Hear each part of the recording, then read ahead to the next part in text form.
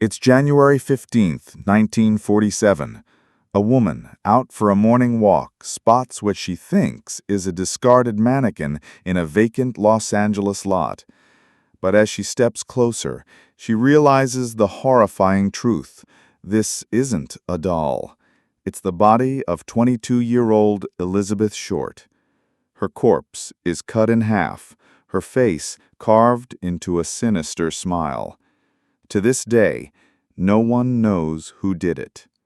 This is the story of the Black Dahlia, America's most infamous unsolved murder.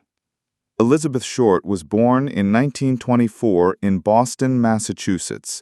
Known to friends as Betty or Beth, she was strikingly beautiful, with jet black hair, porcelain skin, and deep blue eyes. Dreaming of stardom, she moved to Los Angeles in the summer of 1946, hoping to break into the movies. But Hollywood was unforgiving. Elizabeth bounced between jobs, often relying on friends and boyfriends for places to stay.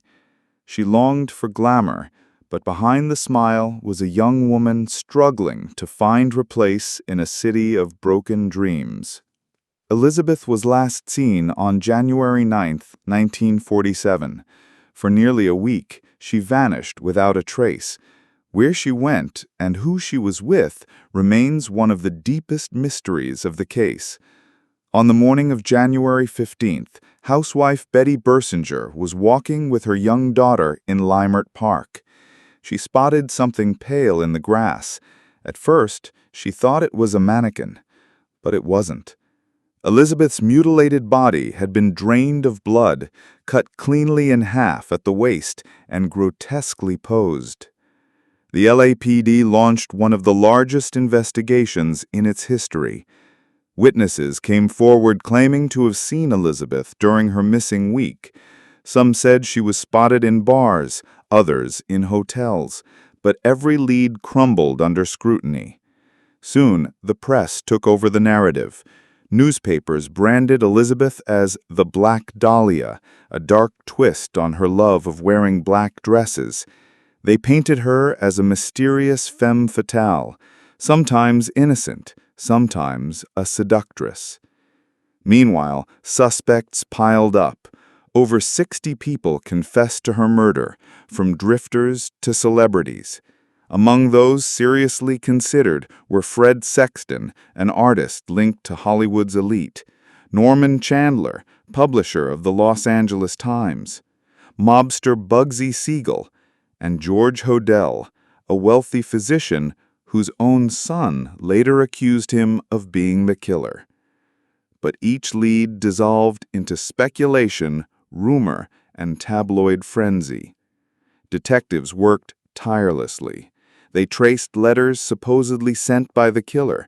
They examined Elizabeth's last known companions. The FBI even joined the search.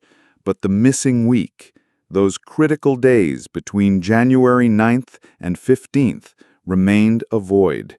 Without it, the truth was unreachable. The brutality of the crime shocked even hardened investigators. Elizabeth's face had been carved into a terrifying grin, her body meticulously cleaned, as if the killer had medical training.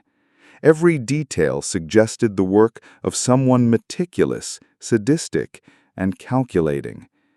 And yet the case went cold. No arrests, no trial, just whispers in dark corners of Los Angeles. Nearly 80 years later, the Black Dahlia case endures as America's most famous unsolved murder. Elizabeth Short never became the Hollywood star she dreamed of being. Instead, she became a symbol of mystery, obsession, and tragedy.